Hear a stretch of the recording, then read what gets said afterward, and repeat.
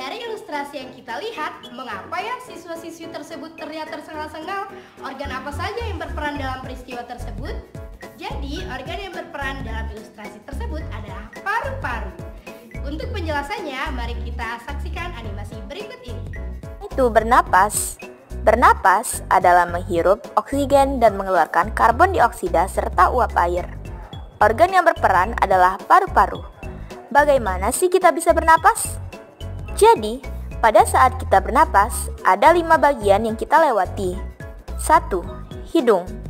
2. Pangkal tenggorok atau laring. 3. Cabang batang atau trakea. 4. Cabang batang, tenggorok. Dan 5. Paru-paru.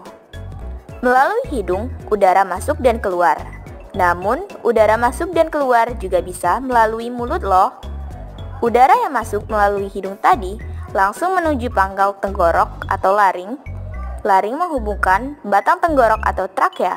Pada ujung trakea ada yang namanya bronkus. Bronkus adalah percabangan trakea dengan paru-paru kiri dan kanan. Paru-paru terletak di dalam rongga dada. Jika kita menghirup udara, maka udara tersebut masuk ke paru-paru. Lalu kemana lagi ya? Melalui bronkus menuju cabang dari bronkus yang disebut bronchiolus dan berujung pada gelembung paru-paru yang disebut juga alveolus. Pada alveolus ini terdapat pembuluh darah di mana terjadi pertukaran oksigen dengan karbon dioksida. Karena pada saat berolahraga kita memerlukan banyak energi, maka ATP yang merupakan hasil dari pernapasan aerobik akan dideposit ke seluruh otot-otot. Karena itulah sel-sel lain di tubuh akan kekurangan oksigen dan mengakibatkan kekurangan ATP dan juga energi. Tapi frekuensi pernapasan setiap orang berbeda-beda loh. Faktor apa saja sih yang mempengaruhinya? Berikut adalah faktornya.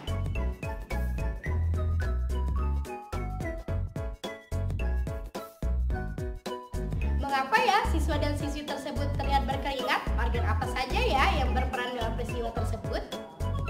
Jadi, organ yang berperan dalam peristiwa tersebut adalah kulit. Untuk penjelasannya, mari kita lihat animasi berikut ini. Keringat. Bagaimana proses pengeluaran keringat? Ketika tubuh kita melakukan aktivitas, sel tubuh akan bekerja untuk menghasilkan energi. Selama proses tersebut, suhu tubuh akan naik dan memberikan rangsangan kepada hipotalamus. Setelah diproses, hipotalamus akan memberikan rangsangan lanjutan kepada saraf simpatik yang terdapat di sumsum tulang belakang. Saraf simpatik memberikan sinyal gelombang ke seluruh kelenjar keringat di tubuh bahwa suhu tubuh sedang tinggi. Kemudian, tahap terakhir, kelenjar keringat akan mengeluarkan keringat untuk menurunkan suhu tubuh. Ternyata, selain sebagai sistem pendingin tubuh, keringat juga termasuk salah satu sistem sekresi yang dimiliki oleh manusia yang berfungsi untuk mengeluarkan zat-zat sisa yang tidak dibutuhkan oleh tubuh. Volume keringat setiap orang berbeda-beda loh. Faktor apa saja sih yang mempengaruhinya? Mari kita lihat faktornya berikut ini.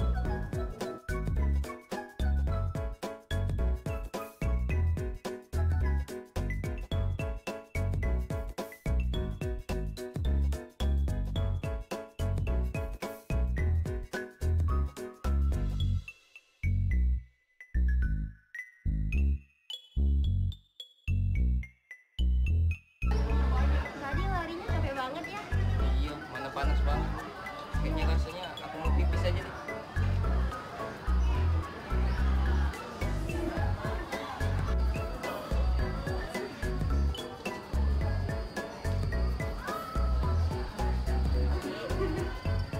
Waduh, aku kebelet, bentar ya. Oh iya.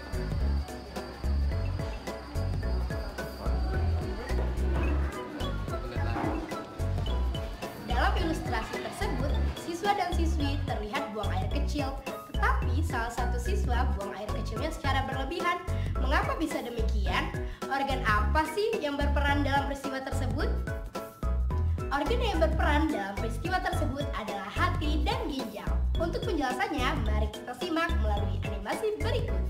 Sebagai organ yang berperan dalam sistem ekskresi, hati berfungsi untuk merombak sel-sel darah merah yang sudah tua atau rusak untuk menghasilkan bilirubin yang sifatnya beracun. Karena beracun, maka bilirubin harus diproses untuk bisa dikeluarkan dari dalam tubuh.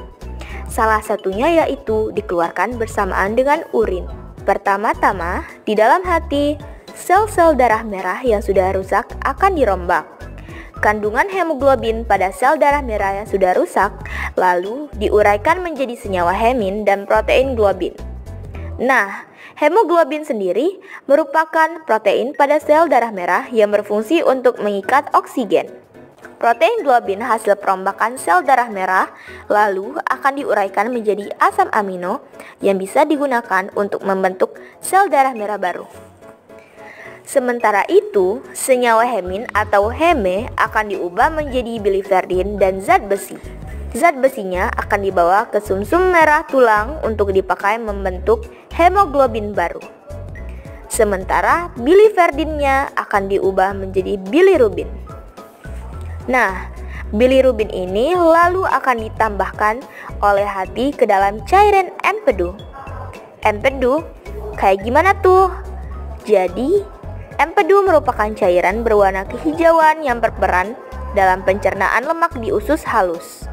Nah, di usus besar, bilirubin lalu akan dipisahkan dari komponen cairan empedu lainnya.